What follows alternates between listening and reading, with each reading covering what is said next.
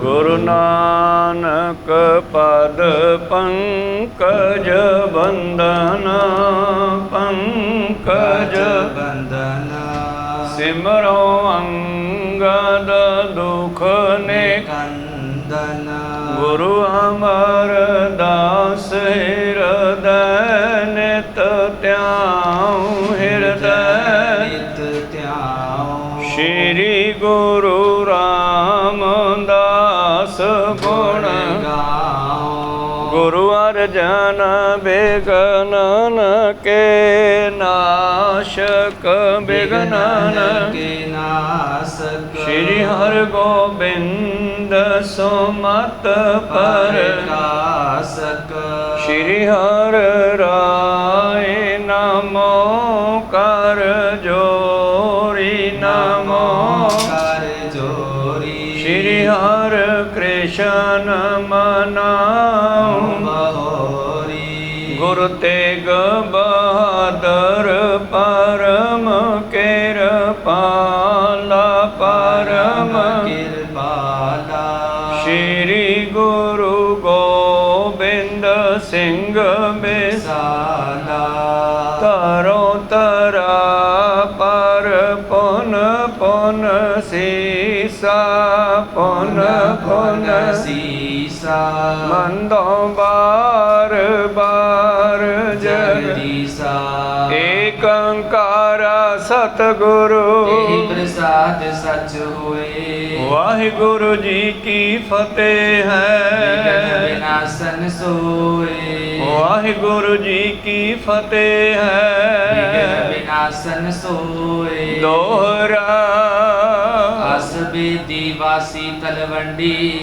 जिनकी बौ कीर्त जगमंडी चिरंकाल तय रहत बिताई पास शिव राम तास कुल माई वाहिगुरु जी का खालसा वाहिगुरु जी की फतेह। आओ गुरु प्यारे गुरु सवारे सत्संगी जनो रोजाना की तरह पातशाह जी की अपार किरपा बख्शिश का सदका पिछले पहरां दे दीवान सजाउंदे होए आप जी गुरु चरणा विखे हाजरियां लवा रहे हो। आओ लड़ीवार इतिहास की कथा विचार नाल जुड़ना करिए जी।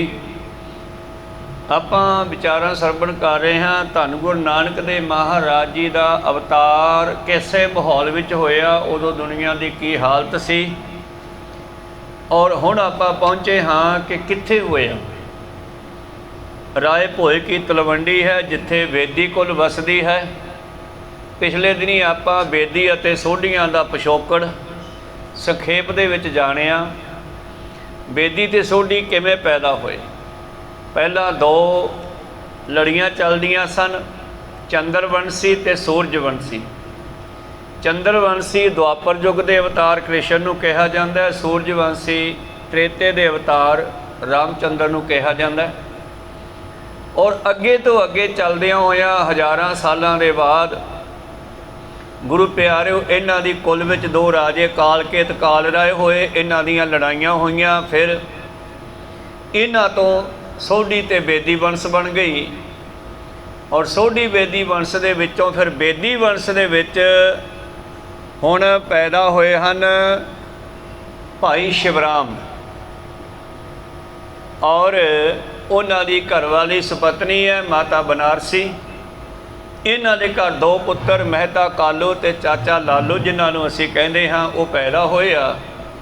अगे गुरु नानक देव जी का जन्म किवें हुंदा है ये आपां हुण सरवण करदे हां। उस तो पहलां गुरु चरनां विच लवाईए हाजरियां, गुरु का बख्शिया फतेह का नारा करिए, बुलंद गज के आखिए जी वाहिगुरु जी का खालसा वाहिगुरु जी की फतेह। दोहरा असबेदी वासी तलवंडी जिनकी बौ कीरत जगमंडी। पिछले दिनी भाई साहब जी ने ननकाना साहब तलवंडी के माहौल का बड़ा सुंदर व्याख्या की कि बड़ा सुंदर समा लग्या है, दरख्तां नूं फल बड़ा लग्या है और मौसम बड़ा वधिया बनिया है। ਔਰ ਐਸੀ ਤਲਵੰਡੀ ਜਿਹਦੀ ਕਿ ਨੇੜੇ ਨੇੜੇ ਦੀਆਂ ਮੰਡੀਆਂ ਵਿੱਚ ਬੜੀ ਵਡਿਆਈ ਹੁੰਦੀ ਹੈ। ਚਰਨ ਕਾਲ ਤੈ ਰਹਿਤ ਬਿਤਾਈ ਪਾ ਸ਼ਿਵ ਰਾਮ ਤਾਸ ਕੁਲ ਮਾਈ। ਤਾਂ ਇਸ ਤਲਵੰਡੀ ਦੇ ਵਿੱਚ ਹੁਣ ਬੇਦੀ ਵੰਸ਼ ਦੇ ਸ਼ਿਵਰਾਮ ਰਹਿੰਦੇ ਹਨ। ਇੱਥੇ ਪਿਛਲੇ ਦਿਨੀ ਆਪਾਂ ਕਥਾ ਆਰੰਭ ਕੀਤੀ, ਸਰਵਣ ਕੀਤੀ ਸੀ। ਆਓ ਅੱਗੇ ਆਰੰਭ ਕਰੀਏ। ਉਸ ਤੋਂ ਪਹਿਲਾਂ ਗੁਰੂ ਚਰਨਾਂ ਵਿੱਚ ਲਵਾਈਏ ਹਾਜ਼ਰੀਆਂ। ਗੁਰੂ ਕਾ ਬਖਸ਼ਿਆ ਫਤਿਹ ਦਾ ਨਾਰਾ ਕਰੀਏ ਬੁਲੰਦ ਗੱਜ ਕੇ ਆਖੀਏ ਜੀ ਵਾਹਿਗੁਰੂ ਜੀ ਕਾ ਖਾਲਸਾ ਵਾਹਿਗੁਰੂ ਜੀ ਕੀ ਫਤਿਹ। ਦੋਹਰਾ ਪ੍ਰੀਤ ਸ਼ਾਂਤ ਕੀ ਜਿਨ ਮਨ ਕੀਨੀ ਜੀਵਾ ਰਜ ਤਮ ਕੀ ਤਜ ਦੀਨੀ। और ये बनारसी दास बनारसी राम जो है शिवराम, माफ करना, गुरु नानक देव जी का दादा शिवराम जो कि गुरु प्यारो शांतमई भोजन छकदा है, शिकार आदि नहीं खेडदा, क्योंकि खत्री छत्री जिहड़े आ शिकार भी खेडिया करते सन। ये शांत विरती का मनुख है। राजतम की जिहड़ी जीविका सी वो इसने त्याग दिती, भाव होए अंश अयुद्ध कर चोरे श्रीपत के पद पदम ने होरे। और अहिंसक हो गया, भाव कोई शिकार नहीं खेडदा गा, शस्त्र नहीं चलाउंदा, परमेश्वर दे चरनां नाल जुड़दा है। जह बनारसी नाम सोतिया प्रत बरत धर्म जास टिड किया। और उन्हां दी सुपत्नी है बनारसी माता ਜਿਹੜੀ ਕਿ ਪਤੀਵਰਤਾ ਧਰਮ ਦੇ ਵਿੱਚ ਪੱਕੀ ਹੈ। ਤਿਨ ਤੇ ਸੁਤ ਜੁਗ ਭੈ ਸੁਚਾਲੂ ਵੱਡ ਕਾਲੂ ਛੋਟੇ ਸ਼ੁਭ ਲਾਲੂ। ਇਹਨਾਂ ਦੇ ਦੋ ਪੁੱਤਰ ਹੋਏ ਹਨ। ਵੱਡੇ ਮਹਿਤਾ ਕਲਿਆਣ ਦਾਸ ਜੀ, ਜਿਨ੍ਹਾਂ ਦਾ ਛੋਟਾ ਨਾਮ ਅਸੀਂ ਇਤਿਹਾਸ ਵਿੱਚ ਮਹਿਤਾ ਕਾਲੂ ਜੀ ਕਹਿ ਕੇ ਵਿਚਾਰਦੇ ਹਾਂ, ਔਰ ਛੋਟਾ ਪੁੱਤਰ ਚਾਚਾ ਲਾਲੂ। ਅਸੀਂ ਚਾਚਾ ਲਾਲੂ ਕਹਿੰਦੇ ਹਾਂ ਛੋਟਾ ਹੋਣ ਕਰਕੇ। ਮਹਿਤਾ ਜੀ ਤੋਂ ਗੁਰੂ ਨਾਨਕ ਦੇਵ ਜੀ ਦੇ ਚਾਚਾ ਜੀ ਹਨ। तो प्रचलित हो गया इन्हों का नाम चाचा लालू। वैसे नाम इन्हों का लाल चंद है जी। बड़ भागी जो है शुभ कर्मी भगत पिरारन निश्चल धर्मी। और ये बच्चे भी बड़े बड़े भागां वाले हैं दोने, मेहता कालू ते लालू जी, प्रेमा भगती करने वाले। जप तप भरत नेम सुमदाई करत बहुत जय जन्म बिताए। लंबे समय तो ये गुरु प्यारिओ परमेश्वर का नाम जपदियां होइयां समा बतीत करते आ रहे हैं। चौपाई अनक जन्म की इच्छा जासु विष्णु होए सुत ज्ञान निवासु। और मेहता कालू जी जिन्हां दे के मन विच ये संकल्प सी कि कदे मेरे घरे विष्णु भाव परमेश्वर आके जन्म लवे। हिंदू मत विच ना विष्णु परमेश्वर नूं मन्निया जाता है, और हिंदू मत विच विष्णु का स्वरूप बना लिया इन्हां ने सप्पां दे उत्ते लंबा जिहा पिया। पर गुरु नानक पातशाह कहंदे असल विच परमेश्वर का कोई रूप नहीं हैगा। इस करके पातशाह जी ने सानू रंग रूप तो और मूर्ति पूजा तो उच्चा चक्कण वास्ते उस अकाल दे नाल जोड़े आ जिसका कोई रंग रूप नहीं। इस करके चलो इत्थे विष्णु लिखे आ, उन्होंने विष्णु परमात्मा मन्ने, आपां परमात्मा ही कह दिओ। भाव के मेहता कालू पिछले जन्म दे विच परमेश्वर की भगती करदा एक साधु है, तो इस दे मन विच संकल्प सी कि मेरे घरे परमेश्वर मैनू दर्शन देवे। तो एक दिन भगती करदियां दर्शन होए तो पुछया, हाँ भी साध राम की चाहुना, तू दस तेरी की इच्छा पूरी करिए। जो सामने सुंदर स्वरूप के दर्शन किए तो बड़े खुश होए, तो कहते मेरा जी करदा जे किते तुसीं मेरे पुत्र बन के जन्म लो तो मैं तुहाडी सेवा करा। तो परमेश्वर तथास्तु ठीक है इदां ही होवेगा कह के चले गए। तो गुरु प्यारिओ उस तो बाद की होया, इन्हां ने जाके अपने गुरु नूं दस्सिया कि अज मैनू परमेश्वर दी इदां दर्शन होए। इहदा गुरु कहन लग्या फिर तू कोई पछाण भी मंगी कि मैनू पछाण किवें आऊगी? कहना ये तो मैं भुल गया। कहंदे परमेश्वर तारे घर आ भी गया तो तैनू पछाण नहीं आउणी। जिवें तलोचन दे घर परमेश्वर आए सीगे पर वो एक नौकर जान के उन्होंने पछाण नहीं सकिया। इस तरह ही कहते पछाण तो मंगी नहीं। चलो समा आया तो परमेश्वर भी सोच रहे सी कि मेहता कालू का फुरना पूरा करना है। रीति करत संकल्प विकल्पा भगत दीन रिजे गुण अल्पा। तो परमेश्वर जेड़ा है भगती दे अधीन है। ना भीजै रागी नादी वेद, न भीजै सुरती ज्ञानी जोग, न भीजै तीर्थ भवे नंग, न भीजै बाहर बैठिया सुन, न भीजै दाती कीता पुन। भाव किवें नहीं भेजदा, गोबिंद भाओ भगत का भूखा, होरी कह कर छड़ कै, बिदर कह कर जाए कै सौखा। बिदर दे घरे सुख मानदा, प्रेमा भगती दा भुखा है परमेश्वर। इस करके ਮਹਿਤਾ ਕਾਲੂ जी ਦੀ बड़ी भगती है, तो परमेश्वर भी खिंचिया होया कदों मैं ਇਹਦੇ ਘਰੇ जन्म लवां। जे मुझ लखे दीन गुण नाही, पै सूकरी सफरी माही।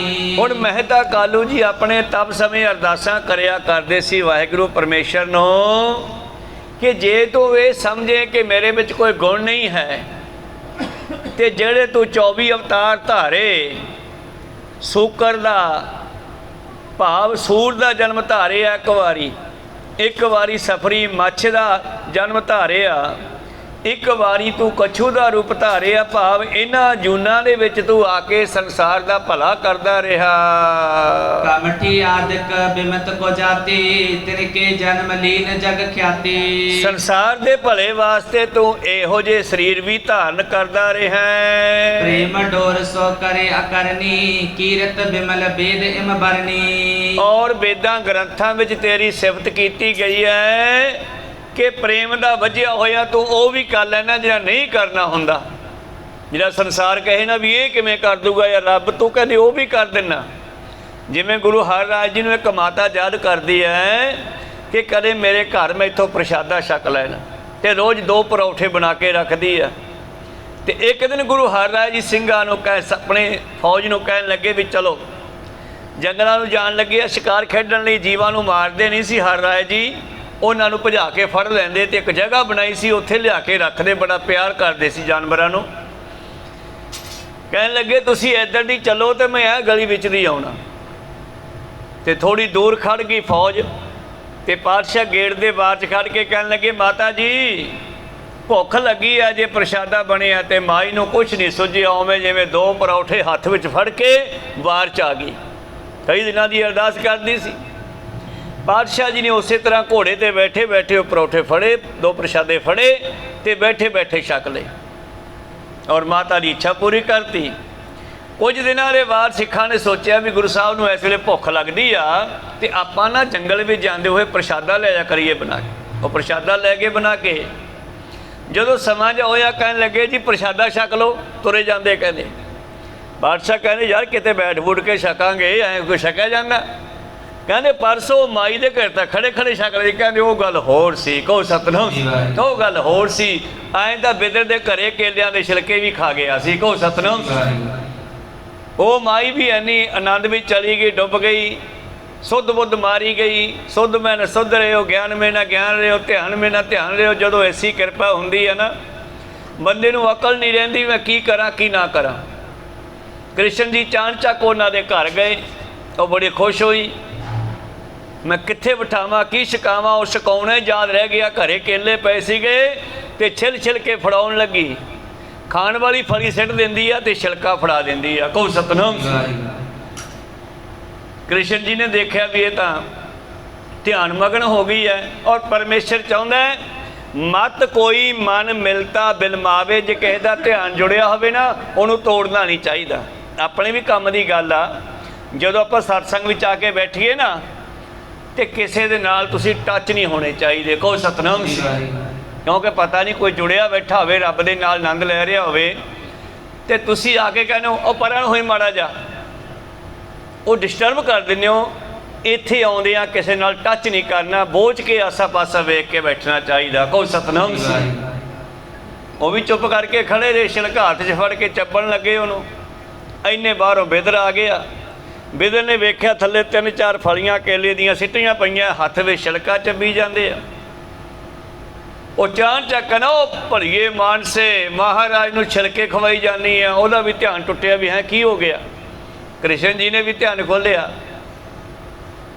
ਮਰ ਜਾ ਕੀ ਹੋ ਗਿਆ, ਮੈਨੂੰ ਤਾਂ ਪਤਾ ਹੀ ਨਹੀਂ ਲੱਗਿਆ, ਮਾਫੀ ਚਾਹੁੰਦੀ ਆ। ਨਹੀਂ ਨਹੀਂ ਮਾਫੀ ਵਾਲੀ ਕੋਈ ਗੱਲ ਨਹੀਂ, ਆ ਲਓ ਹੁਣ ਕੇਲਾ ਛਕੋ। ਕਹਿੰਦੇ ਬਿਦਰ ਜਿਹੜਾ ਸਵਾਲ ਛਿਲਕਿਆਂ 'ਚੋਂ ਆਇਆ ਸੀ ਹੁਣ ਕੇਲੇ 'ਚੋਂ ਨਹੀਂ ਆਉਂਦਾ, ਕਹੋ ਸਤਨਾਮ।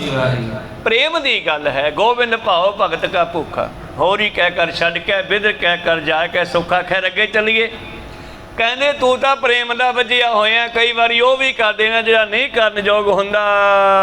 ਅਦਿੱਤੀ ਕਸਪ ਕੇ ਜਿਮਤਾਮਾ ਉਪਜਤ ਪਏ ਉਪਦਰ ਨਾਮਾ। ਜਿਵੇਂ ਤੂੰ ਕਸ਼ਯਪ ਦੇ ਘਰੇ ਰਿਸ਼ੀ ਆ, ਕਸ਼ਯਪ ਹੋਇਆ, ਇੱਕ ਅਦਿੱਤੀ ਹੋਈ ਆ ਉਹਦੇ ਘਰ ਵਾਲੀ, ਉਹਨਾਂ ਦੇ ਘਰ ਤੋਂ ਬੌਣਾ ਰੂਪ ਧਾਰ ਕੇ ਆਇਆ ਸੀ। ਆਸੇ ਆਸਾ ਤਰ ਅਸੁਰ ਬਿਨਾਸ਼ੀ ਭਇਓ ਨਿਰੰਤਰ ਰੂਪ ਉਪਾਸੀ। ਔਰ ਉਹਨਾਂ ਦੀ ਆਸ ਪੂਰੀ ਕਰਕੇ ਆ ਕੇ ਤੂੰ ਦੈਂਤਾਂ ਦਾ ਖਾਤਮਾ ਕੀਤਾ ਔਰ ਨਿਰੰਤਰ ਹੀ ਤੇਰੇ ਉਸ ਰੂਪ ਦੀ ਉਪਾਸਨਾ ਹੁੰਦੀ ਰਹੀ ਆ। ਕਾਲੂ ਨਾਮ ਜਨਮ ਜਬ ਤਾਰਾ ਪੂਰਨ ਆਸਾ ਕੀਨ ਮੁਰਾਰਾ। ਹੁਣ ਅੱਜ ਮਹਿਤਾ ਕਾਲੂ ਜੀ ਵੱਡੇ ਹੋ ਗਏ, ਇਹਨਾਂ ਦੀ ਸ਼ਾਦੀ ਹੋ ਗਈ ਆ। ਜਦੋਂ ਇਹ ਜਨਮ ਧਾਰਿਆ, ਸਾਧ ਰਾਮ ਦਾ ਪਿਛਲਾ ਜਨਮ ਹੈ, ਅਗਲੇ ਜਨਮ 'ਚ ਮਹਿਤਾ ਕਾਲੂ ਬਣੇ ਆ। ਕਹਿੰਦੇ ਜਦੋਂ ਮਹਿਤਾ ਕਾਲੂ ਦਾ ਜਨਮ ਹੋਇਆ, ਉਸ ਰੂਹ ਨੇ ਲਿਆ ਤੇ ਪਰਮੇਸ਼ਰ ਨੇ ਇਹਦੀ ਇੱਛਾ ਪੂਰੀ ਕਰਨੀ ਚਾਹੀ ਹੈ। ਸੁਤ ਕਾਲੂ ਪਿਕ ਪਿਤ ਸ਼ਿਵਰਾਮੋ ਪਾਨ ਗ੍ਰਹਣ ਕੈ ਕੀਰਤ ਧਾਮੋ। ਪਾਨ ਗ੍ਰਹਿਣ ਦਾ ਮਤਲਬ ਹੁੰਦਾ ਹੈ ਗ੍ਰਸਤੀ ਜੀਵਨ ਆਰੰਭ ਕਰਨਾ। ਪਾਨ ਗ੍ਰਹਿਣ ਭਾਵ ਗ੍ਰਸਤੀ ਜੀਵਨ ਆਰੰਭ ਕਰਨਾ। ਤਾਂ ਸ਼ਿਵਰਾਮ ਜੀ ਨੇ ਆਪਣੇ ਵੱਡੇ ਪੁੱਤਰ ਮਹਿਤਾ ਕਾਲੂ ਦੀ ਸ਼ਾਦੀ ਕਰ ਦਿੱਤੀ ਹੈ। ਤੈ ਪਤ ਬਰਤਾ ਗੁਣ ਨਿਧ ਸੋਹੋ ਤੈ ਸੁਸ਼ੀਲਤਾ ਕਹਿ ਸਕੋ। ਉਹ ਜਿਹੜੀ ਮਾਤਾ ਮਹਿਤਾ ਕਾਲੂ ਦੇ ਨਾਲ ਵਿਆਹੀ ਗਈ ਆ, ਸਾਡੇ ਮਾਤਾ ਤ੍ਰਿਪਤਾ ਜੀ, ਉਹ ਵੀ ਕਹਿੰਦੇ ਪਿਛਲੇ ਜਨਮ 'ਚ ਬੜੀ ਭਗਤਨੀ, ਸੁਸ਼ੀਲਤਾ, ਨਿਮਰਤਾ, ਪਰਮੇਸ਼ਰ ਦੇ ਨਾਲ ਜੁੜਨ ਵਾਲੀ, ਪ੍ਰੇਮ ਵਾਲੀ, ਸੋਗੜ ਸਿਆਣੀ ਇਸਤਰੀ ਸੀ। ਸਾਧਵੀ ਪਾਏ ਕਾਲ ਬਹੁ ਕਾਲੂ ਕੀਏ ਵਰਤ ਤਪ ਕਠਨ ਵਿਸਾਲੂ। ਜੇ ਮਹਿਤਾ ਕਾਲੂ ਦੀ ਤਪੱਸਿਆ ਸੀ ਤੇ ਮਾਤਾ ਤ੍ਰਿਪਤਾ ਜੀ ਦੀ ਬਹੁਤ ਤਪੱਸਿਆ ਸੀ। ਜੇ ਗੁਰੂ ਤੇਗ ਬਹਾਦਰ ਜੀ ਦੀ ਤਪੱਸਿਆ ਹੈ 26 ਸਾਲ 9 ਮਹੀਨੇ, ਤਾਂ ਇਸੇ ਜਨਮ 'ਚ ਪਿਛਲੇ ਜਨਮਾਂ ਦੀ ਤਪੱਸਿਆ ਵੀ ਹੈ ਤੇ ਬਰਾਬਰ ਮਾਤਾ ਗੁਜਰੀ ਜੀ ਦੀ ਤਪੱਸਿਆ ਵੀ ਬਰਾਬਰ ਹੈ, ਜਿਨ੍ਹਾਂ ਦੇ ਘਰੇ ਐਸਾ ਯੋਧਾ ਧੰਨ ਗੁਰੂ ਗੋਬਿੰਦ ਸਿੰਘ ਆਇਆ। ਕੋ ਸਤਨਾਮ ਮੈਂ ਪ੍ਰਗਟਿਓ ਮਰਦੇ ਗਮੜਾ ਵਰਿਆਮ ਅਕੇਲਾ, ਵਾਹੋ ਵਾਹੋ ਗੋਬਿੰਦ ਸਿੰਘ ਆਪੇ ਗੁਰਚੇਲਾ। ਸੱਚ ਜਾਣਿਓ, ਉਹਨਾਂ ਤਪੱਸਵੀ ਰੂਹਾਂ ਨੂੰ ਅੱਜ ਇਹੋ ਜਿਹਾ ਮਾਂ ਪਿਓ ਨਹੀਂ ਮਿਲਦਾ ਜਲਦੀ ਜਲਦੀ, ਇਸੇ ਕਰਕੇ ਉਹ ਦੇਵ ਰੂਹਾਂ ਜਿਹੜੀਆਂ ਜਨਮ ਨਹੀਂ ਲੈ ਰਹੀਆਂ। ਕੋ ਸਤਨਾਮ ਦੁਨੀਆ ਦੇ ਵਿੱਚ ਉਹਨਾਂ ਨੂੰ ਜਨਮ ਲੈਣ ਵਾਸਤੇ ਵੀ ਉਹੋ ਜਿਹਾ ਭਗਤੀ ਵਾਲਾ ਮਾਂ ਪਿਓ ਚਾਹੀਦਾ। ਖੈਰ ਅੱਗੇ ਚੱਲੀਏ ਆਪਾਂ। ਇਸ ਤਰ੍ਹਾਂ ਗੁਰੂ ਪਿਆਰੋ ਇਹਨਾਂ ਦੀ ਸ਼ਾਦੀ ਹੋ ਗਈ ਹੈ। ਚੰਕਾਲੇਵ ਦਪਤ ਬੀਤਾ ਹਰ ਪਦ ਪੰਕਜ ਮਿਜਨ ਮਨ ਪ੍ਰੀਤਾ। ਇੱਥੇ ਦੰਪਤੀ ਦਾ ਮਤਲਬ ਜੋੜੀ ਹੋ ਗਿਆ, ਮਹਿਤਾ ਕਾਲੂ ਤੇ ਮਾਤਾ ਤ੍ਰਿਪਤਾ ਜੀ। ਲੰਬਾ ਸਮਾਂ ਇਹਨਾਂ ਦੀ ਸ਼ਾਦੀ ਨੂੰ ਬਤੀਤ ਹੋਇਆ। ਪਰਮੇਸ਼ਰ ਦੇ ਚਰਨਾਂ ਨਾਲ ਜੁੜਦੇ ਹਨ, ਪ੍ਰੀਤ ਕਰਦੇ ਹਨ। ਤਲਵੰਡੀ ਮੇਰਾਏ ਬੁਲਾਰੂ ਸੋਦਰ ਸਮ ਕਾਲੂ ਸੰਗ ਪਿਆਰੂ। ਹੁਣ ਇਸ ਤਲਵੰਡੀ ਦਾ ਜਿਹੜਾ ਚੌਧਰੀ ਹੈ, ਇਹਨਾਂ ਨੂੰ ਛੋਟੇ ਰਾਜੇ ਕਿਹਾ ਜਾਂਦਾ ਸੀ ਪਹਿਲਾਂ, ਆਪਣੇ ਇਲਾਕਿਆਂ ਦੇ ਇਹ ਰਾਜੇ ਹੋਇਆ ਕਰਦੇ ਸਨ। ਇੱਥੋਂ ਦਾ ਰਾਏ ਬੁਲਾਰ ਹੈ ਜਿਹੜਾ ਬਹੁਤ ਹੀ ਸਿਆਣਾ ਮਨੁੱਖ ਹੈ ਔਰ ਮਹਿਤਾ ਕਾਲੂ ਨੂੰ ਇੰਨਾ ਪਿਆਰ ਕਰਦਾ ਜਿਵੇਂ ਸਕਾ ਭਰਾ ਹੋਵੇ। ਜੀਤੇ ਗ੍ਰਾਮ ਕੋ ਸੋ ਅਧਿਕਾਰੀ ਸਭ ਕੀ ਦਈ ਕਾਰ ਪਟਵਾਰੀ। ਔਰ ਪਿਆਰ ਕਰਕੇ ਹੀ ਰਾਏ ਬੁਲਾਰ ਨੇ ਮਹਿਤਾ ਕਾਲੂ ਜੀ ਨੂੰ ਆਪਣੇ ਇਲਾਕੇ ਦੇ ਕਈ ਪਿੰਡਾਂ ਦੀ ਜ਼ਿੰਮੇਵਾਰੀ ਪਟਵਾਰ ਦੀ ਦੇ ਦਿੱਤੀ ਆ, ਭਾਵ ਉਹਨਾਂ ਦੀ ਡਿਊਟੀ ਪਟਵਾਰ ਦੀ ਮਹਿਤਾ ਕਾਲੂ ਜੀ ਕਰਦੇ ਹਨ। ਅਸ ਬਿਦ ਬਿਲਸਤ ਅਨਕ ਬਿਲਾਸਾ ਸੰਪਤ ਔਰ ਧਰੀ ਸੁਤਿਆਸਾ। ਔਰ ਸ਼ਾਦੀ ਹੋਣ ਤੋਂ ਬਾਅਦ ਕੁਦਰਤੀ ਗੱਲ ਹੈ, ਮਾਤਾ ਪਿਤਾ ਦੇ ਮਨ ਵਿੱਚ ਵੀ, ਦਾਦੀ ਦਾਦੇ ਦੇ ਮਨ ਵਿੱਚ ਵੀ ਹੁੰਦਾ ਵੀ ਹੁਣ ਸਾਡੇ ਘਰੇ ਬੱਚਾ ਪੈਦਾ ਹੋਵੇ। ਪੁਰਾਣੇ ਸਮੇਂ ਤਾਂ ਪੁੱਤਰ ਕਹਿੰਦੇ ਸੀ, ਪੁੱਤਰ ਪੈਦਾ ਹੋਵੇ। ਧੀ ਨੂੰ ਤਰਜੀਹ ਨਹੀਂ ਸੀ ਦਿੰਦੇ, ਕਿਉਂਕਿ ਉਸ ਵੇਲੇ ਦੇ ਧਰਮ ਦੇ ਅਖੌਤੀ ਮੁਖੀਆਂ ਨੇ ਇਸਤਰੀ ਨੂੰ ਪੈਰ ਦੀ ਜੁੱਤੀ ਤੱਕ ਕਹਿ ਦਿੱਤਾ ਸੀ। ਕਹੋ ਸਤਨਾਮ। ਔਰ ਇਹ ਕਹਿੰਦੇ ਸੀ ਕਿ ਜੇ ਪੁੱਤਰ ਹੋਊਗਾ ਤੇ ਉਹੀ ਮੁਕਤੀ ਕਰਾਊਗਾ। ਪਰ ਗੁਰੂਆਂ ਨੇ ਇਹ ਗੱਲ ਬਦਲ ਦਿੱਤੀ ਹੈ ਵੀ ਗਲਤ ਹੈ, ਧੀ ਤੇ ਪੁੱਤਰ ਵਿੱਚ ਕੋਈ ਫਰਕ ਨਹੀਂ ਹੈ। ਕਹੋ ਸਤਨਾਮ। ਧੀ ਵੀ ਬਰਾਬਰ ਹੈ। ਤੇ ਅੱਜ ਅਸੀਂ ਵੇਖਦੇ ਹਾਂ ਧੀਆਂ ਗੁਰੂ ਪਿਆਰਿਓ ਮਨੁੱਖਾਂ ਦੇ ਬਰਾਬਰ ਜਿਹੜੀਆਂ ਬੱਚੀਆਂ ਹਨ, ਉਹ ਜਹਾਜ਼ ਵੀ ਚਲਾਉਂਦੀਆਂ, ਵੱਡੇ ਵੱਡੇ ਦਫ਼ਤਰ ਵੀ ਚਲਾਉਂਦੀਆਂ, ਸਾਰੇ ਕਾਰਜ ਕਰਦੀਆਂ, ਬਰਾਬਰ ਪੜ੍ਹ ਲਿਖ ਗਈਆਂ ਹਨ। ਪੁਰਾਣੇ ਸਮਿਆਂ 'ਚ ਤਾਂ ਬ੍ਰਾਹਮਣ ਲੋਕ ਗਰੀਬ ਲੋਕਾਂ ਦੇ ਮੁੰਡਿਆਂ ਨੂੰ ਨਹੀਂ ਸੀ ਪੜ੍ਹਨ ਦਿੰਦੇ, ਕੁੜੀਆਂ ਤਾਂ ਪੜ੍ਹਾਉਣਾ ਦੂਰ ਦੀ ਗੱਲ ਸੀ। ਕਹੋ ਸਤਨਾਮ। ਤਾਂ ਧੰਨ ਗੁਰੂ ਨਾਨਕ ਦੇਵ ਜੀ ਦੀ ਕਿਰਪਾ ਹੈ, ਜਿਨ੍ਹਾਂ ਨੇ ਆ ਕੇ ਕਿਹਾ ਭੰਡ ਜੰਮੀਆਂ ਭੰਡ ਨਿੰਮੀਆਂ, ਭੰਡ ਮੰਗਣ ਵੀ ਆਹੋ, ਭੰਡੋ ਹੋਵੇ ਦੋਸਤੀ ਭੰਡੋ ਚੱਲੇ ਰਾਹੋ, ਭੰਡ ਮੂਆ ਭੰਡ ਭਾਲੀ ਹੈ। घर ਦੇ ਵਿੱਚ ਇਸਤਰੀ ਮਰ ਜਾਵੇ, ਪਤਨੀ ਮਰ ਜਾਵੇ ਤੇ ਫਿਰ ਘਰ ਦੀ ਰੋਟੀ ਪਕਾਉਣ ਵਾਸਤੇ ਦੂਜੀ ਇਸਤਰੀ ਲੱਭਦਾ ਮਨੁੱਖ। ਕੋ ਸਤਨਾਮ। ਭੰਡ ਮੋਆ ਭੰਡ ਭਾਲੀ ਹੈ, ਭੰਡ ਹੋਵੇ ਬੰਧਾਨ, ਸੋ ਕਿਉਂ ਮੰਦਾ ਆਖੀਆ ਜਿਤ ਜੰਮੈ ਰਾਜਾਨ। ਉਸ ਨੂੰ ਕਿਉਂ ਮਾੜਾ ਕਿਹਾ ਜਾਵੇ ਜਿਸ ਦੇ ਪੇਟੋਂ ਰਾਜੇ ਮਹਾਰਾਜੇ ਪੈਦਾ ਹੁੰਦੇ ਹਨ। ਸਾਧਵੀ ਗਰਭ ਧਰਨ ਪੁਨ ਕੀਨਾ, ਜਨਮੀ ਤਨੀਆ ਸੁਮਤ ਪਰਵੀਨਾ। ਇਸ ਕਰਕੇ ਹੁਣ ਸਮਾਂ ਆਇਆ ਤੇ ਮਾਤਾ ਜੀ ਦੇ ਉਧਰ ਤੋਂ ਬੱਚੇ ਦਾ ਹੋਣ ਦੀ ਸੰਭਾਵਨਾ ਬਣੀ ਆ। ਤੇ ਪਹਿਲਾ ਬੱਚਾ ਮਾਤਾ ਤ੍ਰਿਪਤਾ ਜੀ ਦੇ ਕੁੱਖ ਤੋਂ ਲੜਕੀ ਹੋਈ ਆ ਬੇਬੇ ਨਾਨਕੀ। ਹਿਮਗਿਰ ਮੈਨਾ ਕੇ ਕਰਮਾਹੀ, ਪਾਰਵਤੀ ਜਨਮੀ ਜਿਵ ਆਹੀ। ਔਰ ਇਹਨਾਂ ਦੇ ਘਰ ਇਹ ਪੁੱਤਰੀ ਵੀ ਬੜੀ ਭਾਗਾਂ ਵਾਲੀ ਹੈ। ਹਿਮਗਿਰ ਕਹਿੰਦੇ ਹੈ ਗੁਰੂ ਪਿਆਰਿਓ ਪਹਾੜੀ ਇਲਾਕੇ ਨੂੰ ਜਿੱਥੇ ਬਰਫਾਂ ਪੈਂਦੀਆਂ ਤੇ ਬਰਫਾਂ ਦੇ ਵਿੱਚ ਕੌਣ ਬੈਠਾ ਹੈ?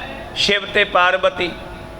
ਜਿਵੇਂ ਇਹਨਾਂ ਦੇ ਘਰੇ ਕਹਿੰਦੇ ਮੈਣਾ ਨਾਮ ਦੀ ਪੁੱਤਰੀ ਪੈਦਾ ਹੋਈ ਸੀ। ਭਾਵ ਭਾਈ ਸਾਹਿਬ ਜੀ ਕੋਸ਼ਿਸ਼ ਕਰਦੇ ਹਨ ਕਿ ਵੱਧ ਤੋਂ ਵੱਧ ਸਿਫਤ ਕੀਤੀ ਜਾਵੇ ਗੁਰੂ ਨਾਨਕ ਜੀ ਦੇ ਪਰਿਵਾਰ ਦੀ, ਜਿੰਨੀ ਕੁ ਉਹਨਾਂ ਦੀ ਸਮੱਤ ਹੈ ਉਸੇ ਤਰ੍ਹਾਂ ਉਹ ਕਰਦੇ ਹਨ।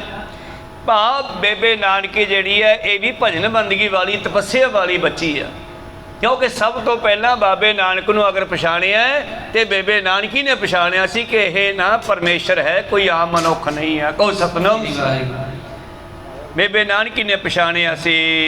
ਭਈ ਸੁਸ਼ੀਲਾ ਸਭ ਗੁਣ ਖਾਨੀ, ਮਨੋ ਭਗਤ ਤਰ ਦੇਹ ਸੁਹਾਨੀ। ਔਰ ਬੇਬੇ ਨਾਨਕੀ ਵੀ ਭਗਤੀ ਦਾ ਰੂਪ ਹੈ। ਮਾਨੋ ਸੁਸ਼ੀਲਾ, ਨਿਮਰਤਾ, ਪਰਮੇਸ਼ਰ ਨਾਲ ਜੁੜਨ ਵਾਲੀ, ਪ੍ਰੇਮਾ ਭਗਤੀ ਵਾਲੀ ਕੰਨਿਆ ਪੈਦਾ ਹੋਈ ਆ ਮਾਤਾ ਤ੍ਰਿਪਤਾ ਜੀ ਦੇ ਉਦਰ ਵਿਖੇ। ਕਾਲ ਬਤੀਤ ਪਿਓ ਪਛਾਤਾ, ਕਾਲੂ ਰਤ ਲਖ ਕਰ ਜਗਦਾਤਾ। ਹੁਣ ਬੇਬੇ ਨਾਨਕੀ ਜਿਹੜੀ ਹੈ 2-3 ਸਾਲਾਂ ਦੀ, 4 ਸਾਲਾਂ ਦੀ ਹੋ ਗਈ। ਉਦੋਂ ਬੱਚੇ ਦੀ ਕਾਫੀ ਗੁਰੂ ਪਿਆਰੋ ਫਰਕ ਰੱਖਦੇ ਸਨ, 4-4 5-5 ਸਾਲਾਂ ਦਾ ਫਰਕ ਰੱਖਦੇ ਸਨ। ਇਹਦਾ ਫਾਇਦਾ ਬੜਾ ਹੁੰਦਾ ਹੈ ਕਿ ਪਹਿਲਾ ਬੱਚਾ ਵੀ ਤਕੜਾ ਹੋ ਜਾਂਦਾ ਹੈ, ਦੂਜੇ ਬੱਚੇ ਨੂੰ ਵੀ ਜਿਹੜਾ ਹੈ ਜਨਮ ਸਰੀਰ ਕਰਕੇ ਬਹੁਤ ਵਧੀਆ ਮਿਲਦਾ। ਕੋਈ ਸਤਨਾਮ। ਤੋਂ ਬੇਬੇ ਨਾਨਕੀ ਵੱਡੀ ਹੋ ਗਈ ਆ। ਹੁਣ ਅਗਲੇ ਬੱਚੇ ਦੀ ਹੋਣ ਦੀ ਸੰਭਾਵਨਾ ਹੋਈ ਆ ਤੇ ਪਰਮੇਸ਼ਰ ਨੇ ਦੇਖਿਆ ਵੀ ਹੁਣ ਮੇਰਾ ਟਾਈਮ ਹੈ ਜਾਣ ਦਾ। ਇੱਧਰੋਂ ਧਰਤੀ ਦੀਆਂ ਪੁਕਾਰਾਂ ਜਾਂਦੀਆਂ ਸਨ ਕਿ ਮੇਰੇ ਉੱਤੇ ਪਾਪ ਬਹੁਤ ਵੱਧ ਗਿਆ, ਮੈਥੋਂ ਹੁਣ ਇਹ ਝੱਲਿਆ ਨਹੀਂ ਜਾਂਦਾ ਭਾਰ ਪਾਪਾਂ ਦਾ। ਭਾਰੇ ਭੂਈ ਅਕਿਰਤ ਕਰ ਮੰਦੀ ਹੂੰ ਮੰਦੇ। ਤੇ ਪਰਮੇਸ਼ਰ ਨੇ ਕਿਹਾ ਸੀ ਫਿਕਰ ਨਾ ਕਰ, ਲੱਗਦਾ ਹੁਣ ਮੈਨੂੰ ਹੀ ਆਉਣਾ ਪੈਣਾ। ਪਹਿਲੇ ਜਬ ਹਮ ਸ੍ਰਿਸ਼ਟੀ ਬਣਾਈ, ਦੈਂਤ ਰਚ ਦੀਏ ਦੁਖਦਾਈ। ਪਹਿਲਾਂ ਜਦੋਂ ਮੈਂ ਸ੍ਰਿਸ਼ਟੀ ਸਾਜੀ ਤੇ ਮੈਂ ਇਹੋ ਜਿਹੇ ਲੋਕ ਸਾਜ ਦਿੱਤੇ ਜਿਨ੍ਹਾਂ ਦੇ ਵਿੱਚ ਤਾਕਤ ਬਹੁਤ ਭਰ ਦਿੱਤੀ। ਤੇ ਸਭ ਬਲ ਭੁਜਾ ਉਰਝਾਏ, ਇਹ ਬਾਹੂ ਬਲ ਤਾਕਤ ਕਰਕੇ ਆਪਸ ਵਿੱਚ ਲੜਨ ਲੱਗੇ ਪੁਰਾਣੇ ਸਮਿਆਂ ਦੇ। ਫਿਰ ਤੇ ਹਮ ਤਨਕ ਤਮਕ ਮੋ ਖਾਪੇ, ਮੈਨੂੰ ਗੁੱਸਾ ਆਇਆ, ਇਹਨਾਂ ਦੈਂਤਾਂ ਦਾ ਖਾਤਮਾ ਕਰ ਦਿੱਤਾ। ਇਹ ਗਲਤ ਬਣ ਗਏ, ਮਾਰ ਦਿੱਤੇ।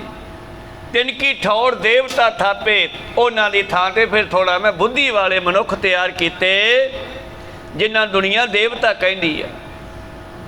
ਤੇ ਸਭ ਬਲ ਪੂਜਾ ਉਰਝਾਏ, ਇਹ ਆਪ ਦੀ ਪੂਜਾ ਕਰਾਉਣ ਲੱਗੇ। ਬ੍ਰਹਮਾ ਕਹਿੰਦਾ ਅੰਸ਼ ਬ੍ਰਹਮੀ ਅੰਸ਼ਮੀ, ਮੈਂ ਹੀ ਰੱਬ ਹਾਂ। ਇਹਨਾਂ ਨੂੰ ਸਾਜਿਆ ਤੇ ਇਹਨਾਂ ਨੇ ਵੀ ਮੇਰੀ ਗੱਲ ਨਾ ਕੀਤੀ। ਅਖੀਰ ਕਹਿੰਦੇ ਹੁਣ ਮੈਨੂੰ ਹੀ ਆਉਣਾ ਪੈਣਾ। ਧਰਤੀ ਨੂੰ ਧੀਰਜ ਦਿੰਦੇ ਹਨ ਤੇ ਅੱਜ ਉਹ ਸਮਾਂ ਆ ਗਿਆ ਹੈ, ਕਿਉਂਕਿ ਪਰਮੇਸ਼ਰ ਨੂੰ ਜਨਮ ਲੈਣ ਵਾਸਤੇ ਵੀ ਚੰਗਾ ਮਾਂ ਪਿਓ ਚਾਹੀਦਾ। ਕਹੋ ਸਤਨਾਮ। ਕਿਉਂਕਿ ਇਸਤਰੀ ਦੇ ਰਾਹੀਂ ਹੀ ਮਨੁੱਖ ਦਾ, ਪਰਮੇਸ਼ਰ ਦਾ, ਰਾਜਿਆਂ ਦਾ, ਗਰੀਬਾਂ ਦਾ ਜਨਮ ਹੋਇਆ, ਮਾਂ ਦੇ ਰਾਹੀਂ ਹੋਇਆ। ਕਬੀਰ ਸਾਹਿਬ ਜੀ ਵੀ ਬ੍ਰਾਹਮਣਾਂ ਨੂੰ ਕਹਿੰਦੇ ਹਨ ਕਿ ਜੇ ਤੂੰ ਆਪਣੇ ਆਪ ਨੂੰ ਵੱਡਾ ਬ੍ਰਾਹਮਣ ਸਮਝਣਾ, ਉੱਚੀ ਕੁੱਲ ਵਾਲਾ ਸਮਝਣਾ ਤੇ ਤੇਰਾ ਜਨਮ ਕਿਸੇ ਹੋਰ ਢੰਗ ਨਾਲ ਕਿਉਂ ਨਾ ਹੋਇਆ। ਤੂੰ ਉੱਤੋਂ ਸਿੱਧਾ ਡਿੱਗਦਾ, ਜਿਵੇਂ ਤੂੰ ਮਾਂ ਦੇ ਪੇਟੋਂ ਜੰਮਿਆ, ਅਸੀਂ ਵੀ ਮਾਂ ਦੇ ਪੇਟੋਂ ਜੰਮੇ ਆ। ਜੋ ਤੂੰ ਬ੍ਰਾਹਮਣ ਬ੍ਰਾਹਮਣੀ ਜਾਇਆ, ਤੂੰ ਆਨ ਬਾਟ ਕਾਹੀ ਨਹੀਂ ਆਇਆ।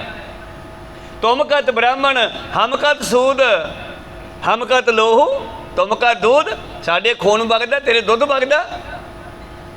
ਇਹ ਫਰਕ ਸਾਰੇ ਗੁਰੂਆਂ ਨੇ ਕੱਢੇ। 10ਵੇਂ ਪਾਤਸ਼ਾਹ ਬਚਨ ਕਰਦੇ ਆ, ਮਾਨਸ ਕੀ ਜਾਤ ਸਭੈ ਏਕੇ ਪਹਿਚਾਨ ਬੋ, ਕਰਤਾ ਕਰੀਮ ਸੋਈ ਰਾਜ ਕਰ ਰਹੀਮ ਹੋਹੀ, ਦੂਸਰੋ ਨਾ ਭੇਦ ਕੋਈ ਭੂਲ ਭਰਮ ਮਾਨਵੋ। ਏਕੈ ਦੇਹ ਏਕੈ ਬਾਣ, ਏਕੈ ਨੈਣ ਏਕੈ ਕਾਨ, ਸਭ ਏਕ ਸੋ ਬਣਾਓ ਹੈ। ਕੀ ਫਰਕ ਹੈ? ਇਹ ਜਿਹੜਾ ਉਹਨਾਂ ਸਵਾਰਥੀ ਲੋਕਾਂ ਨੇ ਫਰਕ ਜਾਣ-ਬੁੱਝ ਕੇ ਪਾਇਆ ਸੀਗਾ, ਉਹ ਗੁਰੂ ਸਾਹਿਬ ਨੇ ਸਾਨੂੰ ਇੱਕ ਝੰਡੇ ਥੱਲੇ ਇਕੱਠੇ ਕਰਕੇ ਕੱਢਿਆ। ਕੋਈ ਸਤਨਾਮ। ਤੀਜੇ ਪਾਤਸ਼ਾਹ ਨੇ ਫਿਰ ਇੱਕ ਹੁਕਮ ਦਿੱਤਾ ਜਿਹੜੀ ਸੰਗਤ ਗੋਇੰਦਵਾਲ ਸਾਹਿਬ ਮਿਲਣ ਜਾਂਦੀ ਆ, ਬਈ ਪਹਿਲੇ ਪੰਗਤ ਪਾਛੇ ਸੰਗਤ, ਜਿਹਨੇ ਮੈਨੂੰ ਮਿਲਣਾ ਪਹਿਲਾਂ ਲੰਗਰ 'ਚ ਬਹਿ ਕੇ ਪ੍ਰਸ਼ਾਦਾ ਛਕ ਕੇ ਆਵੇ, ਚਾਹੇ ਗਰੀਬ ਆਵੇ ਤੇ ਚਾਹੇ ਰਾਜਾ ਆਵੇ। ਅਕਬਰ ਨੂੰ ਵੀ ਗੁਰੂ ਪਿਆਰੋ ਪੱਟੀ ਤੇ ਬੈਠ ਕੇ ਪ੍ਰਸ਼ਾਦਾ ਛਕਣਾ ਪਿਆ। ਕਹੋ ਸਤਿਨਾਮ।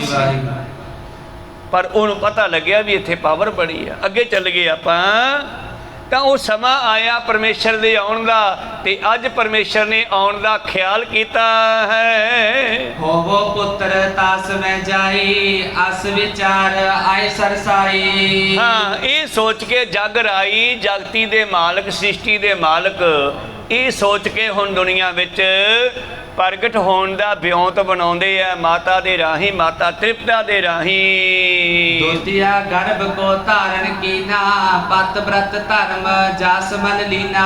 ਦੂਸਰਾ ਗਰਭ ਭਾਵ ਮਾਤਾ ਜੀ ਦਾ ਦੂਸਰਾ ਬੱਚਾ ਪੇਟ ਵਿੱਚ ਆਇਆ। ਸਮਾਂ ਆਇਆ ਉਹਨਾਂ ਦੇ ਜਨਮ ਲੈਣ ਦਾ। ਪਹਿਲਾਂ ਸਰੀਰ ਬਣਦਾ ਹੈ। ਮਾਂ ਕੀ ਰਕਤ ਪਿਤਾ ਬਿੰਦ ਧਾਰਾ, ਮੂਰਤ ਸੂਰਤ ਕਰਿਆ ਪਾਰਾ, ਮਾਰੂ ਰਾਗ ਦਾ ਬਚਨ ਹੈ। ਮਾਂ ਦਾ ਖੂਨ ਪਿਤਾ ਦੀ ਬਿੰਦ ਲੈ ਕੇ ਸਰੀਰ ਦੀ ਰਚਨਾ ਹੁੰਦੀ ਆ। 3 ਮਹੀਨਿਆਂ ਵਿੱਚ ਇਹ ਸਰੀਰ ਤਿਆਰ ਹੁੰਦਾ ਤੇ ਫਿਰ ਇਸ ਦੇ ਵਿੱਚ ਰੂਹ ਆਉਂਦੀ ਆ। ਇੱਧਰ ਸਰੀਰ ਤਿਆਰ ਹੋਇਆ ਹੈ, ਦੂਸਰਾ ਗਰਭ ਧਾਰਨ ਕੀਤਾ ਹੈ ਜੀ। ਜੋ ਦੁਤੀਆ ਕੋ ਬ੍ਰਿਦਤ ਚੰਦੋ, ਤੈ ਸਮ ਗਰਭ ਰੂਪ ਸੁਖ ਕੰਦੋ। ਔਰ ਸ਼ਾਦੀ ਜਿਹੜੀ ਹੈ ਨਾ, ਜਿੰਨਾ ਚਿਰ ਬੱਚਾ ਨਾ ਹੋਵੇ ਉਹ ਪੂਰੀ ਨਹੀਂ ਹੁੰਦੀ। ਇਹ ਵੀ ਖਿਆਲ ਹੈ ਸਭ ਦਾ, ਹੋਣਾ ਵੀ ਚਾਹੀਦਾ। ਔਰ ਜਦੋਂ ਨਵੀਂ ਬਹੂ ਆਉਂਦੀ ਹੈ ਤੇ ਫਿਰ ਉਸ ਇਸਤਰੀ ਦੇ ਉਧਰ ਵਿਖੇ ਬੱਚੇ ਦੀ ਸੰਭਾਵਨਾ ਬਣ ਜਾਂਦੀ ਹੈ ਤੇ ਘਰ ਵਿੱਚ ਖੁਸ਼ੀਆਂ ਦੀ ਲਹਿਰ ਦੌੜ ਜਾਂਦੀ ਹੈ। ਉਸ ਬੱਚੀ ਨੂੰ ਵੀ ਖੁਸ਼ੀ ਹੁੰਦੀ ਹੈ। ਜਿਵੇਂ ਆਮ ਕਹਾਵਤ ਹੈ, ਹੁਣ ਫਲਾਨੀ ਦੇ ਪੈਰ ਲੱਗ ਗਏ। ਕਹੋ ਸਤਿਨਾਮ। ਭਾਵ ਕਿ ਪੈਰ ਲੱਗਣ ਦਾ ਮਤਲਬ ਹੈ ਕਿ ਉਹਦੀ ਕੁੱਲ ਚੱਲ ਪਈ ਆ। ਕਹੋ ਸਤਿਨਾਮ। ਬੱਚਾ ਪੈਦਾ ਹੋ ਗਿਆ, ਹੁਣ ਬੱਚਾ ਹੋਣ ਦੀ ਸੰਭਾਵਨਾ ਹੋ ਗਈ ਆ।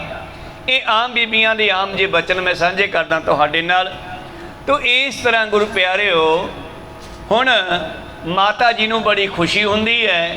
ਚਿਹਰੇ ਤੇ ਇੰਨੀ ਰੌਣਕ ਆ ਗਈ ਮਾਤਾ ਤ੍ਰਿਪਤਾ ਜੀ ਦੇ, ਮਾਨੋ ਜਿਵੇਂ ਦੂਜ ਦਾ ਚੰਦਰਮਾ ਹੋਵੇ। ਕੋ ਸਤਨਾਮ।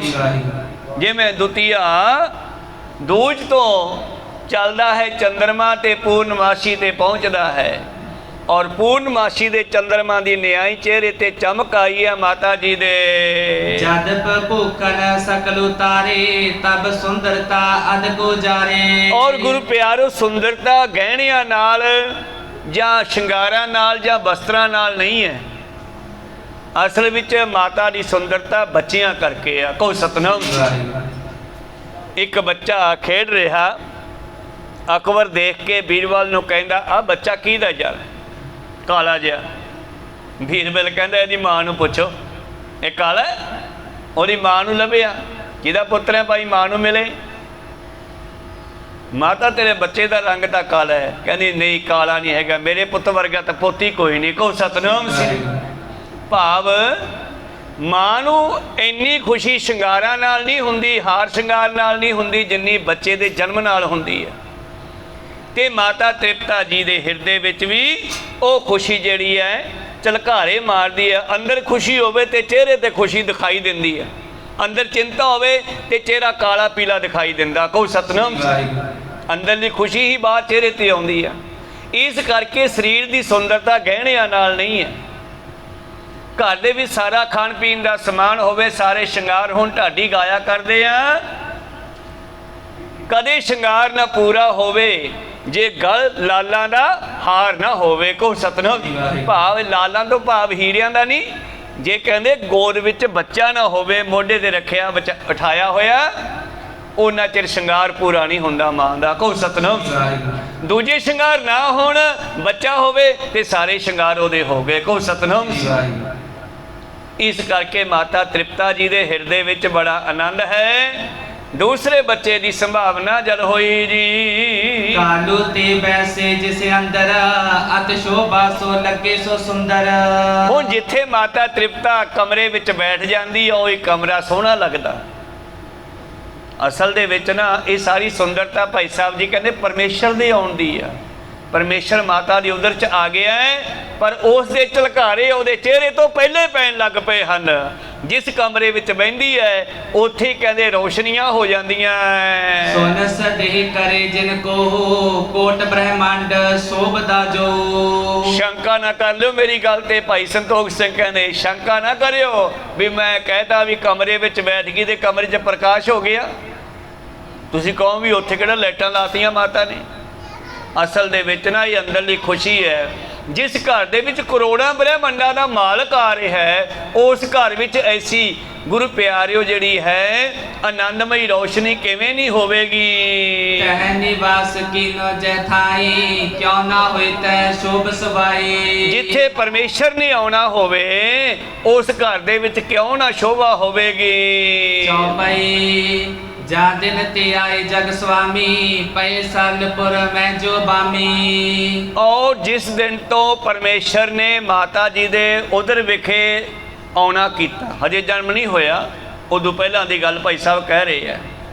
ਜਦੋਂ ਦੇ ਜਗਤ ਦੇ ਮਾਲਕ ਸੁਆਮੀ ਦੁਨੀਆ ਵਿੱਚ ਮਾਤਾ ਜੀ ਦੇ ਉਧਰ ਵਿਖੇ ਆ ਗਏ ਹਨ ਔਰ ਨਗਰ ਦੇ ਵਿੱਚ ਜਿਹੜੇ ਹੋਰ ਲੋਕ ਵਸਦੇ ਆ ਨਾ ਉਹਨਾਂ ਨੂੰ ਵੀ ਕੁਝ ਖੁਸ਼ੀਆਂ ਮਹਿਸੂਸ ਹੁੰਦੀਆਂ।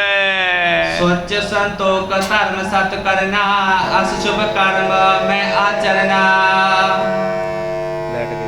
ਔਰ ਗੁਰੂ ਪਿਆਰਿਓ ਕਹਿਣ ਲੱਗੇ ਉਸ ਵੇਲੇ ਸੋਚਤਾ ਸੰਤੋਖ ਧਰਮ ਸਤ ਕਰਨਾ ਅਸ਼ੁਭ ਕਰਮਨ ਮੈਂ ਆਚਰਨਾ। ਇਹ ਸ਼ੁਭ ਕਰਮ ਕਹਿੰਦੇ ਘਰ ਵਿੱਚ ਨਗਰ ਵਿੱਚ ਵਰਤਨ ਲੱਗੇ ਹਨ। ਸੀਤ ਸੁਗੰਧਤ ਮਦ ਸਮੀਰਾ ਚਲੇ ਜੋ ਹਰੀ ਸਭ ਵਿਦ ਪੀਰਾ। ਔਰ ਕਹਿਣ ਲੱਗੇ ਇਸ ਤਰ੍ਹਾਂ ਠੰਡੀ ਹਵਾ ਚੱਲਣ ਲੱਗੀ ਹੈ। ਜਾਂ ਦਿਨ ਤੇ ਆਏ ਜਗ ਸੁਆਮੀ ਪਏ ਸਰਲਪੁਰ ਮੈਂ ਜੇ ਬਾਮੀ। ਔਰ ਜਿੰਨੇ ਵੀ ਨਗਰ ਦੇ ਵਿਅਕਤੀ ਹਨ ਉਹਨਾਂ ਸਾਰਿਆਂ ਦਾ ਸੁਭਾਅ ਬਦਲ ਗਿਆ। ਇਹ ਹੈ ਪ੍ਰਤਾਪ। ਜਿਸ ਤਰ੍ਹਾਂ ਇੱਕ ਬਲਬ ਦੇ ਚਾਰ ਚੁਫੇਰੇ ਹੁੰਦਾ ਨਾ ਪ੍ਰਕਾਸ਼, ਇਹ ਪ੍ਰਤਾਪ ਹੈ ਪਰਮੇਸ਼ਰ ਦੇ ਆਉਣ ਦਾ। ਨਨਕਾਣਾ ਸਾਹਿਬ ਦੇ ਵਿੱਚ ਪਰਮੇਸ਼ਰ ਆ ਗਿਆ ਹੈ, ਭਾਵੇਂ ਹਲੇ ਜਨਮ ਨਹੀਂ ਲਿਆ, ਪਰ ਉਸ ਦਾ ਪ੍ਰਤਾਪ ਉਸ ਨਗਰ ਦੇ ਵਿੱਚ ਫੈਲ ਲੱਗਿਆ ਹੈ। ਸੀਤ ਸੁਗੰਧਤ ਮੰਦ ਸਮੀਰਾ, ਠੰਡੀਆਂ ਹਵਾ ਦੇ ਬੁੱਲੇ ਆਉਣ ਲੱਗੇ ਔਰ ਸੁਗੰਧੀ ਵਾਲੇ ਬੁੱਲੇ ਭਾਵ ਹਵਾ ਦੇ ਵਿੱਚੋਂ ਸੁਗੰਧੀ ਆਉਣ ਲੱਗੀ ਆ।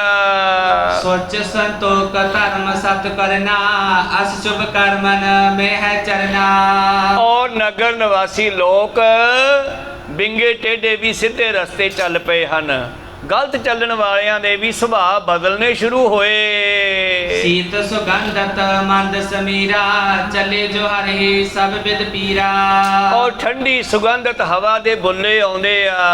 ਬਾਦਰ ਆਵੇ ਪਰ ਬਾਰੀ ਬਰਕੇ ਨਰ ਇੱਛਾ ਅਨਸਾਰੀ। ਜਿਹੜੀ ਕਿ ਸਰੀਰ ਦੇ ਦੁੱਖਾਂ ਨੂੰ ਦੂਰ ਕਰਨ ਵਾਲੀ ਹੈ।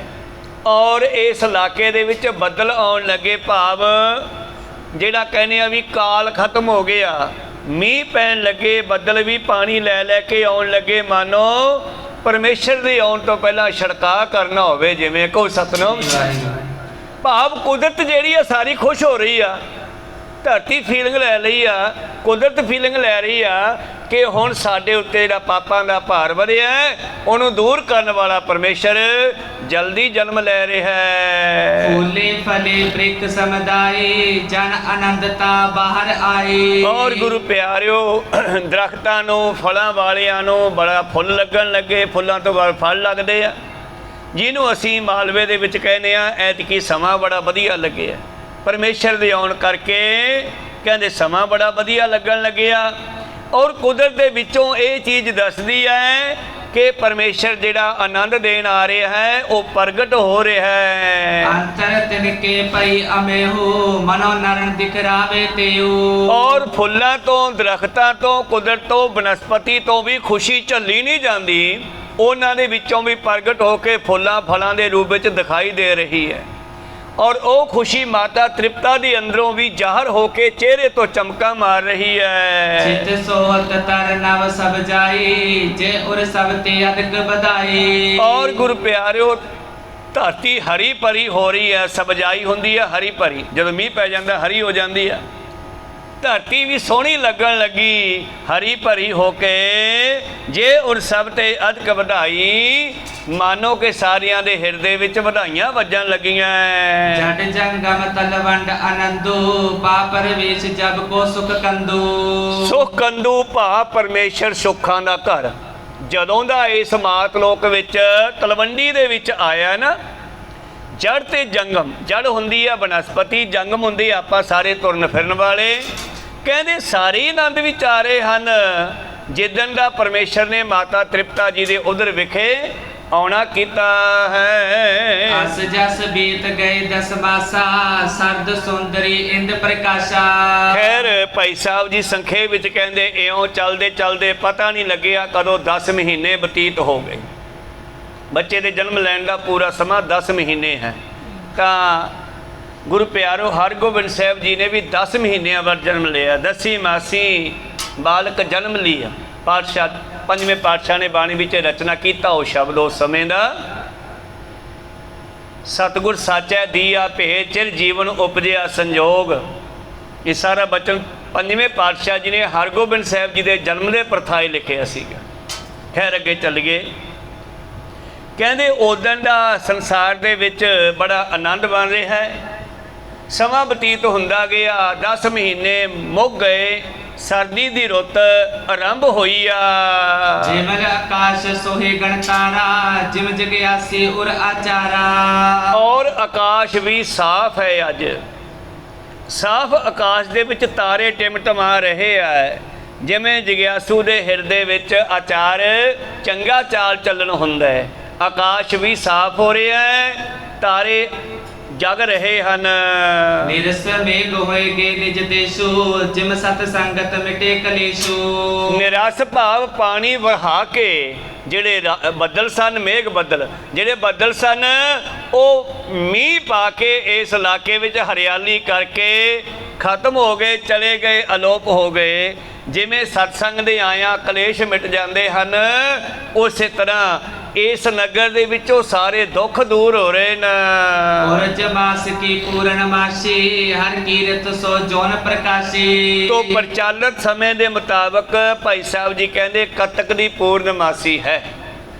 ਉਸ ਦਿਨ ਜਦੋਂ ਮੇਰੇ ਪ੍ਰੀਤਮ ਦਾ ਜਨਮ ਹੁੰਦਾ ਹੈ ਜੀ। संबत नौ खट सहस छबीसा, पो अवतार प्रगट जगदीशा। ਸੰਮਤ 1526 ਤੇ ਦੂਸਰਾ ਸਾਲ ਜਿਹੜਾ ਹੈ 1469 ਈਸਵੀ ਕੋ ਸਤਨਾਮ। 1526 1469 ਈਸਵੀ ਨੂੰ ਧੰਨ ਗੁਰੂ ਨਾਨਕ ਦੇਵ ਜੀ ਦਾ ਜਨਮ ਹੁੰਦਾ ਹੈ। ਰਾਤ ਦਾ ਸਮਾਂ ਹੈ, ਕੱਤਕ ਦੀ ਪੂਰਨਮਾਸ਼ੀ ਦਾ। एव अचानक सबन उचाहा, बिन कारण मन लख न सकाहा। ਔਰ ਗੁਰੂ ਪਿਆਰੋ ਕਹਿੰਦੇ ਗੁਰੂ ਨਾਨਕ ਦੇਵ ਜੀ ਦੇ ਜਨਮ ਹੋਣ ਤੋਂ ਪਹਿਲਾਂ ਅਚਾਨਚੱਕ ਨਗਰ ਦੇ ਵਿੱਚ ਕੁਦਰਤ ਨੇ ਆਪਣੇ ਕੌਤਕ ਵਿਖਾਉਣੇ ਸ਼ੁਰੂ ਕੀਤੇ। ਸਮਝ ਨਹੀਂ ਆ ਰਹੀ ਕਿਸੇ ਨੂੰ ਵੀ ਗੱਲ ਕੀ ਹੈ। चौपाई धरा आकाश बिखे जे बासी, मंगल करे सिमर अबनाशी। ਕਿਆ ਧਰਤੀ ਤੇ, ਕਿਆ ਦੇਵ ਲੋਕ ਵਿੱਚ, ਕਿਆ ਮਾਤ ਲੋਕ ਵਿੱਚ ਸਾਰੇ ਹੀ ਖੁਸ਼ੀਆਂ ਦੇ ਗੀਤ ਗਾਏ ਜਾ ਰਹੇ ਨੇ। ले निज हाथन शंख बजाए, जय जय जय मुख बचन सुनाए। ਔਰ ਜੈ ਜੈਕਾਰਾਂ ਹੋ ਰਹੀਆਂ ਹਨ ਪਰਮੇਸ਼ਰ ਦੇ ਆਉਣ ਦੀਆਂ, ਪਰ ਲੋਕਾਂ ਨੂੰ ਪਤਾ ਨਹੀਂ ਵੀ ਕਾਰਨ ਕੀ ਹੈ, ਇਹ ਆਨੰਦ ਕਿਉਂ ਬਣ ਰਿਹਾ ਹੈ, ਅੱਜ ਖੁਸ਼ੀ ਜੀ ਕਿਉਂ ਚਿੱਤ ਨੂੰ ਫੀਲ ਹੋ ਰਹੀ ਹੈ। ਕਈ ਵਾਰੀ ਨਾ ਮਾਈਆਂ ਕਹਿੰਦੀਆਂ ਅੱਜ ਮੇਰਾ ਚਿੱਤ ਉਦਾਸ ਹੈ, ਸੁੱਖ ਹੋਵੇ ਕੋ ਸਤਨਾਮ ਕਹਿੰਦੇ ਨਾ ਆਪਾਂ। ਤੇ ਜਿਹਦੇ ਅੰਦਰ ਕੋਈ ਖੁਸ਼ੀ ਹੋਵੇ ਤੇ ਉਹਦੇ ਅਸੀਂ ਕਹਿੰਦੇ ਆ ਅੱਜ ਤਾਂ ਬੜੀ ਖੁਸ਼ੀ ਹੈ, ਪਤਾ ਨਹੀਂ ਕਿਹੜੀ ਖਬਰ ਖੁਸ਼ੀ ਦੀ ਮਿਲਣ ਵਾਲੀ ਆ ਕੋ ਸਤਨਾਮ। ਭਾਵ ਇਹ ਖੁਸ਼ੀ ਜਿਹੜੀ ਹੈ ਮਾਤ ਲੋਕ ਦੇ ਲੋਕ, ਦੇਵ ਲੋਕ ਦੇ ਦੇਵਤੇ, ਇਹ ਧਰਤੀ, ਇਹ ਕੁਦਰਤ, ਇਹ ਬਨਸਪਤੀ ਸਾਰੇ ਫੀਲਿੰਗ ਕਰ ਰਹੇ ਨੇ ਵੀ ਕਾਰਨ ਕੀ ਹੈ। ਇਹ ਖੁਸ਼ੀ ਜਿਹੜੀ ਹੈ ਅੰਦਰ ਝੱਲੀ ਨਹੀਂ ਜਾ ਰਹੀ। अमरन मिलकर मल्ले कसाई, कुंकम पुन कनसार मिलाई। ਔਰ ਮਹਿਤਾ ਕਾਲੂ ਜੀ ਦੇ ਘਰ ਵਿੱਚੋਂ ਨਾ ਖੁਸ਼ਬੂਆਂ ਆਉਣ ਲੱਗੀਆਂ। ਐਂ ਲੱਗਦਾ ਜਿਵੇਂ ਕਿਸੇ ਨੇ ਚੰਦਨ ਰਗੜ ਕੇ, ਅੱਜ ਤਾਂ ਸੈਂਟ ਬਣਿਆ ਬਣਾਇਆ ਨਾ ਫੈਕਟਰੀਆਂ 'ਚੋਂ ਬਣਦਾ ਹੈ, ਪਹਿਲਾਂ ਹੱਥਾਂ ਦੇ ਨਾਲ ਚੰਦਨ ਨੂੰ ਰਗੜ ਕੇ ਫਿਰ ਉਹਦਾ ਤਰਲ ਬਣਾਇਆ ਜਾਂਦਾ, ਫਿਰ ਉਹਨੂੰ ਮਿਕਸ ਕੀਤਾ ਜਾਂਦਾ, ਪਾਣੀ ਵਿੱਚ ਛਿੜਕਿਆ ਜਾਂਦਾ, ਉਹਦੀ ਖੁਸ਼ਬੂ ਫੈਲਦੀ। ਕਹਿੰਦੀ ਅਚਾਨਕ ਹੀ ਫੀਲ ਹੋਇਆ ਸਾਰਿਆਂ ਨੂੰ ਕਿ ਮਹਿਤਾ ਕਾਲੂ ਜੀ ਦੇ ਘਰ ਵਿੱਚੋਂ चंदन दियां खुशबुआं आउण लगियां। कालू के मंदिर पर चर्च है, मंदारन कुसुमाजन अर्च है। और मानो देवतियां ने जिवें चंदन रगड़ के मेहता कालू दे इस घर ते छिड़क दिता है जिथे परमेश्वर आ रहे हैं। आपां गुरू ग्रंथ साहिब दा सरूप लैके जाने है ना, कई नगरां विच तां गलियां गुलियां दी सफाई करके और कली कुली पा के बड़े पट्टी बिछा के लैके जांदी है महाराज जी नूं। सेंट सुंट छिड़कदी है, करना भी चाहिए सारा कुछ इदां ही परमेश्वर रूप गुरु नानक दे आउण तो पहला ऐसा वातावरण मेहता कालू जी दे घर दा बन गया है। कायन सुभायमान कुलीना पई परूसता अत सुकलीना। तो माता तृप्ता जी दे उधर तो साहिबजादा भाव गुरु नानक देव जी दे प्रकाश दा समा आ गया। समा अपना समाप्ति ते है। किवें जन्म हुंदा कल नूं सरवण करांगे। हुण इत्थे रोकण दी आग्या बख्शो। बोलदियां ने का अखर बाद घाट हो जांदे। सिख संगतां दे सतगुरु बख्शण योग है, बख्श लेना जी। किवें पातशाह जी का इस आनंदमई माहौल विच प्रकाश हुंदा है ते किवें संसार नूं सुख दिंदे है। तिन बेदियन के कुल विखे प्रगट नानक राय, सब सिखन को सुख दे जय तै पैसाए। आओ समाप्ति करिए, उपरंत कीर्तन सरवण करांगे जी। हे अच्युत हे पार ब्रह्म अविनाशी अगनास, हे पूरन हे सर्वमय, गुणकास, हे संगी हे निरंकार, हे निर्गुण सब टेक, हे गोबिंद हे गुण निदान, सदा बबेक, हे अपरंपर हर हरे, पी हो बनहार, हे संत कै सदा संग, आधार, हे ठाकुर हों दास रो, निर्गुण गुण नहीं कोय, नानक दीजै नाम दान, कोई परोए, आए प्रभ शरणागति, नित दयाल, एक अखर हर मन बसत, होत निहाल, एक ओंकारा सतगुरु, प्रसाद सच होए, वाहिगुरु जी की फतेह है, विनाशन सोए, वाहिगुरु जी की फतेह है, विनाशन सोए। वाहिगुरु जी का खालसा, वाहिगुरु जी की फतेह। कल नूं समय सिर सवत संगतां ने पहुंचने की कृपालता करनी। कथा समा अपना 5:15 आरंभ हो जाती है कथा तो 6 बजे तक समाप्ति है। सो 5:15 तो पहला पहुँच के इस कथा का आनंद माणांगे। बुलाओ फतेह पाओ फतेह। वाहिगुरु जी का खालसा, वाहिगुरु जी की फतेह। वाहिगुरु जी की फतेह।